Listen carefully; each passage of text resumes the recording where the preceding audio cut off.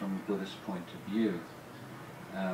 But if you are to answer it in those terms, you say, well look, I don't have direct experience of past lives, but I do have a belief in it for this reason and that reason, but being very clear that you have a reasoned faith in something, but that is not a direct experience of its truth, and that you could be wrong. So I would say I don't personally also have the power to recall past lives, but I have friends. I know monks who do. But one of the rules in the monk's discipline is that monks are not allowed to discuss these things with non-monks. So it's something that's considered very private. But I know monks who through their meditation practice are able to recall past lives. But then again, it's okay, there's three possibilities if somebody tells you they recall a past life. One is they're telling the truth, one is they're lying, the third is that they believe they're telling the truth, but are actually deluded. Now in the case of those monks who told me about past life experience, I can preclude the lying option, because that's, having known these monks for years, I know that they don't tell lies. So that leaves two possibilities: they truly do recall past lives, or they're deluded in believing they do. In these particular cases, I'm confident that they're not deluded, but that's not a direct experience. I'm convinced by the large number of references in the Buddha's discourses to past lives, and the way in which it's quite clear this is not something just tacked on to the teaching for some particular purpose of propagation, or to ingratiate himself with people who have that kind of belief system. There are many children, particularly age of 4, 3, 4, 5 years old, around the world who have spontaneous memories of past lives, and these have been recorded by a number of scientists, particularly Professor Ian Stevenson, University of Virginia. There are also people who recall past lives through hypnosis. So I have a strong faith in rebirth, and it's based upon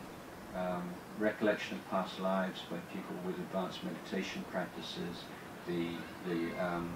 Buddha's words as recorded in the Buddhist scriptures, recollection of past lives by children, and recollection of past lives of people under hypnosis. So I think that's quite a weighty rationale for a belief in past lives, but it's not a proof, an absolute proof. That can only be proved through through personal experience, so not everyone can personally experience this particular truth. What we can do is ask, well, if the question was to be reframed as, what happens after death? What happens to the soul or the heart or whatever after death? Well, the question is, well, what is there right now? If you assume that there's a soul, where is it? Where is your soul? What is it?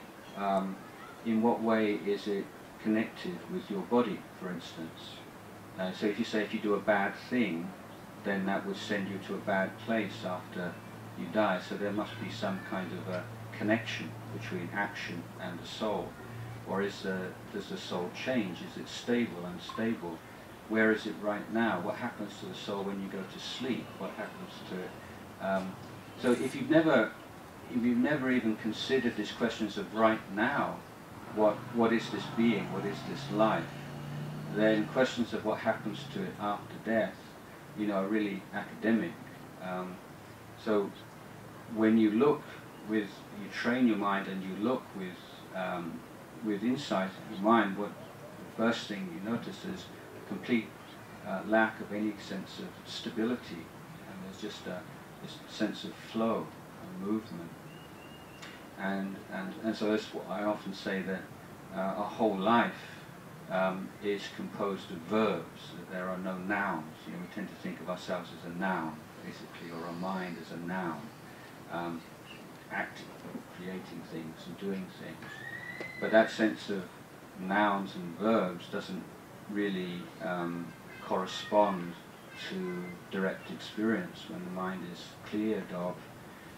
thoughts of the past and the future and its obsessions and fears and so on and so forth. When the mind is very clear and bright, then that sense of this solid entity, me, is no longer present. You can see to the extent in which we are constructing that or creating that moment by moment, and that we don't have to do that, and that's not the ideas that we have about who we are don't relate very closely to what's actually going on. That's sort of one of the fundamental hypotheses that you are encouraged to investigate in meditation. ต่อไปครับการภาวนามีกี่แบบการภาวนามีกี่แบบมันก็แล้วแต่จะพูดนะถ้าภาวนาสงฆ์ก่อนฮะภาวนาสงฆ์ก็มีแบบที่เราระบุว่าเราภาวนาอะไรบ้างอย่างเช่นอาจจะภาวนายารักษาโรคหรือภาวนาค่าตั๋วเดินทางอะไรเป็นต้นซึ่งในกรณีที่โยมระบุอย่างนั้นพระที่โยมภาวนาขอได้เฉพาะเรื่องที่โยมระบุอย่างเช่นสมมติว่าโยมภาวนาพระว่าท่านจะเดินทางไปกรุงเทพเมื่อไหร่ก็ขออนุญาตถวายตัวรถไฟเป็นต้นแล้วพระก็ติดต่อและขอตัวเรือบินพระก็ผิดพระวินัยเพราะมันเกินสิ่งที่โยมเขาภาวนานี่ถ้าโยมไม่ระบุภาวนาปัจจัยสี่โดยทั่วไปก็พระท่านก็ขอได้แต่ในระดับเดียวกันพระธรรมกับพระวินัยต้องอยู่ด้วยกันเราก็แยกจากพระธรรมก็ต้องมีคือความสำรวมความเกรงใจในพระวินัยก็ยังมีข้อห้ามหรือในบางครั้งเพื่อป้องกันผลประโยชน์ของคฤหัสถ์ซึ่งเป็นพระโสดาบันเพราะให้พระโสดาบันยิ่งจะอยากให้อย่างเดียวแล้วพระเอาแล้วก็โยมก็ลงละลายเจ๊งเลยเพราะนั้นก็ต้องดูแลผู้ที่จิตศรัทธามากที่พระเราต้องดูกำลังทรัพย์ของโยมถ้าโยมมีศรัทธาต้องการอะไรก็จะถวายหมดเลยนี่เราต้องกลัวไม่ใช่ว่าโอ้ถ้าอย่างนั้นเอาเต็มที่ตรงกันข้ามเนี่ยถ้าเป็นอาตมาและพระที่ดีจะไม่อยากจะเอาอะไรเลยเพราะว่าต้องดูอารมณ์ของโยมนานๆหน่อยบางทีก็มีศรัทธามากๆจะถวายอะไรเกินกำลังตัวส่วนเวลาโดยปกติเราก็จะถือเวลา3 เดือนสมมติว่าโยมอาตมาเชียงใหม่นานทีโยมก็ภาวนาไว้ท่านในการขาดหรืออะไรช่วยบอกด้วยเจ้าขาอย่างนี้เราก็รักภาวนาแต่หลังจากนั้นไม่มาเชียงใหม่หลายเดือนแล้วก็ระหว่างที่ไม่อยู่เชียงใหม่ก็ไม่มีการติดต่อกับโยมเราก็กลับมาเราก็ไม่แน่ใจบางทีในระหว่างโยมอาจจะมีปัญหาเศรษฐกิจอาจจะตกงานอาจจะมีปัญหาอะไรที่ในก่อนที่เราจะขออาจารย์ที่โยมภาวนาเราก็ต้องมั่นใจว่าเขายังอยู่ในสภาพที่เขาจะถวายได้หรือเปล่าถ้าถึงแม้ว่าโยมเขาจะภาวนาไม่ใช่ว่าเราจะต้องเอาเราก็ยังต้องมีหลักที่ต้องสันโดษมากน้อยเอาสิ่งที่จำเป็นไม่ใช่เอานั้นเอานี้เพราะโยมเขามีศรัทธาโยมเขาอยากจะให้เราไปอ้างโยมอย่างนั้นไม่ได้นี่เรื่องภาวนาโยมภาวนาสงฆ์ แต่นี้มีความหมายอย่างหนึ่งคือปวารณาคือเหมือนกับเป็นการเปิดใจต้อนรับยอมรับการ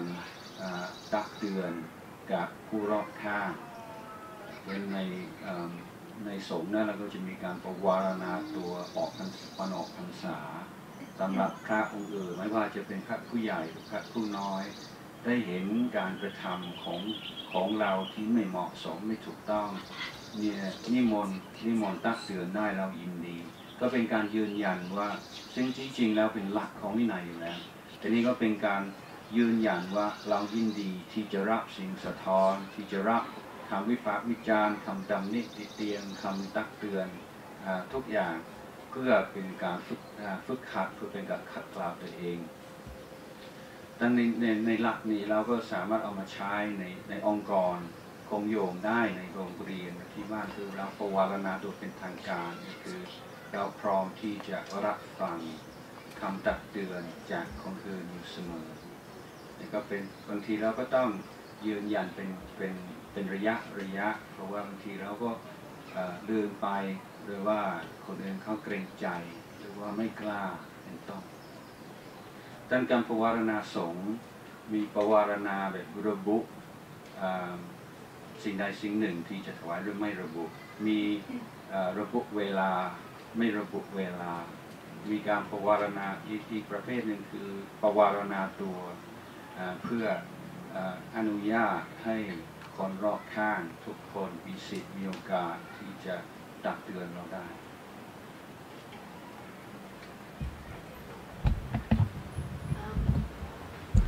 Many of the Buddhist texts that I've read have been interpretations from others